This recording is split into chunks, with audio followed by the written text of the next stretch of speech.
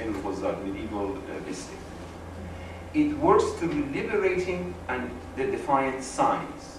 And as a result, I'm far more interested in pictures and not via clumsy and arrested signifiers. It retrieves the cosmopolitan worldliness of Iranian culture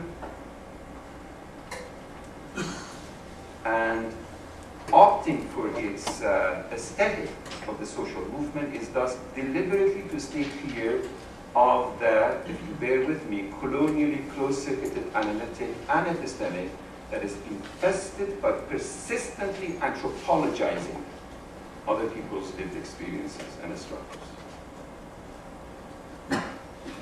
So, by opting for the opera aperta of its aesthetics, our coming to terms with the Green Movement defies the crisis of the European subject that makes that impossible.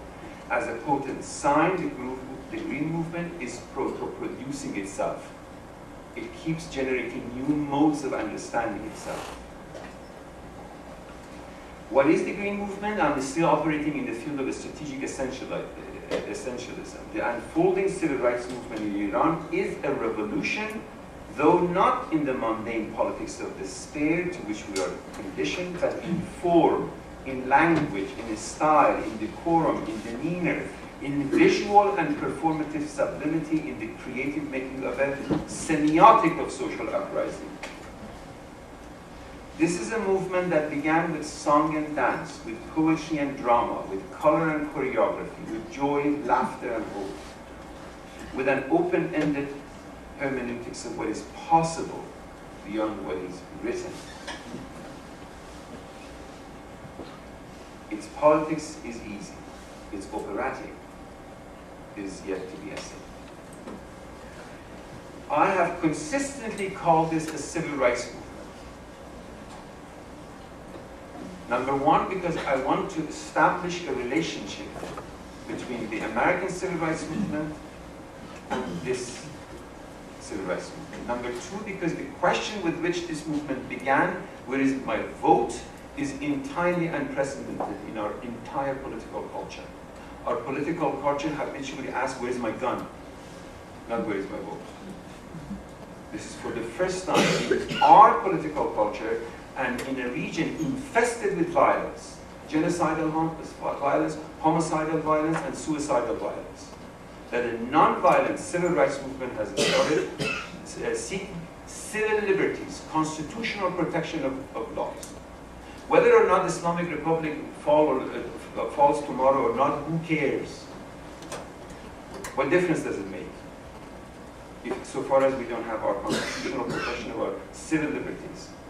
This is not to disregard the question of fundamental economic injustice, the threat of neoliberal economics, but to allow for the formation of autonomous labor unions. How can you protect the labor, the interests of the labor class if you can't have labor unions, independent, autonomous? Today in Khorramshahr, Mr. Ahmadinejad is there because it's anniversary of the liberation of Khorramshahr. People in the crowd are calling what?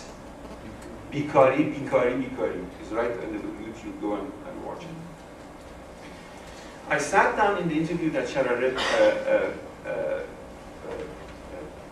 showed you a little bit of it, is the connection with the civil rights movement is fundamental because people on your own campus who have been arguing for what you would call it, crippling sanction, crippling economic sanction. They said it worked with South Africa. What do we have to do with South Africa? We have brothers against brothers in Iran. We don't have a colonial power ruling over us. 1997 had 3 million high school graduates in entire Iran. The entire capacity of the Iranian university system was 240,000, which is less than 10%. What happened to the other 90%?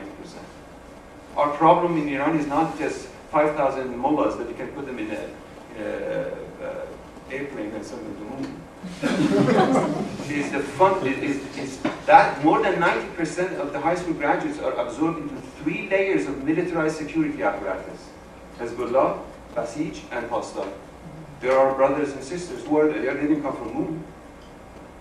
That's the structural violence. Instead of spending the money, the oil money, on generating jobs, expanding university systems, etc., a garrison state, Harold Laswell's term, garrison state, دولت پادگانی, that is conscious of its legitimacy, keeps expanding the security apparatus. So that on the 22nd of Bahman, the anniversary of the revolution, Meydan Azadi becomes a garrison. And rightly people don't go there. Why should they go there? And the idiots who from Washington give the instructions, these so-called leaders, go there, do this, do that. They don't recognize that this is a non-violent movement. You don't go there. So we sat down with Cornel West in order to link this this possibility. And when specifically, the reason that I want to show you this, one of the fundamental questions we face is this: what am I doing in Stanford talking about civil rights movement in Iran? You follow? Now, first of all, the notion of Vatan, homeland, has been changed. Here, right here, I can switch. میتونم فارسی صحبت بکنم. فکر نمی‌کنم زیاد غیر ایرانی اینجا باشه. اینجا ایرانه. ها؟ ایران دیگه. اینجا قرب سبزیان رو اینجا میشه رفت خورد نمیدونم. در نتیجه مفهوم وطن رو باید تعمیم داد. میلیون‌ها ایرانی الان switch back to English, so millions of Iranians are around the globe and they deeply care about their homeland. What Western media? They shove a microphone in front to the face of us anywhere we are when we start talking. It is not that the apparatus of manipulation of the media doesn't exist, but there is something happening also with bloggers, with YouTube, with Facebook, etc. That Reza Sayyah in CNN, the entire CNN apparatus, look at the career of Christiane Amanpour. She was in Tehran reporting. They kicked her out. What does CNN do? They follow the bloggers and the Balatarin and etc. This is how they get their news. So in this conversation with Cornel West, 3 issues come out. Keep the pressure in the streets, create fraction within the ruling government, international solidarity. And international solidarity means connecting the green movement with the most progressive liberating movements around the globe. That's what international solidarity means. And Iranians are all over the globe. Europe, United States, Latin America, etc.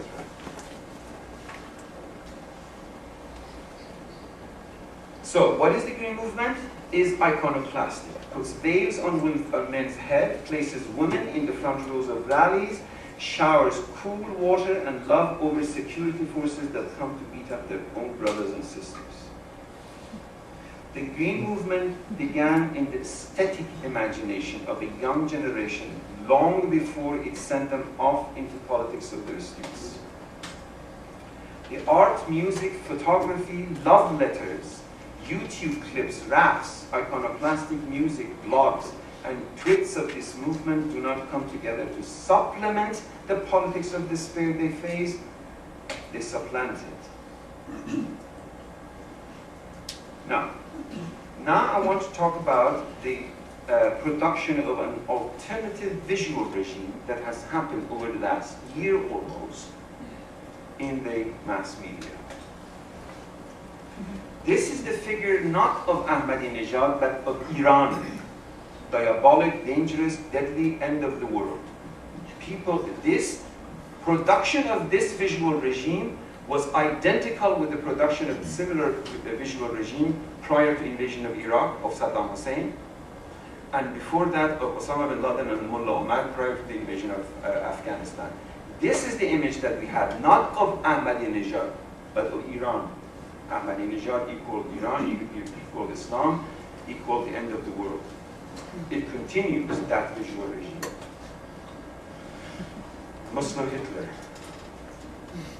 Islamofascism is a bad.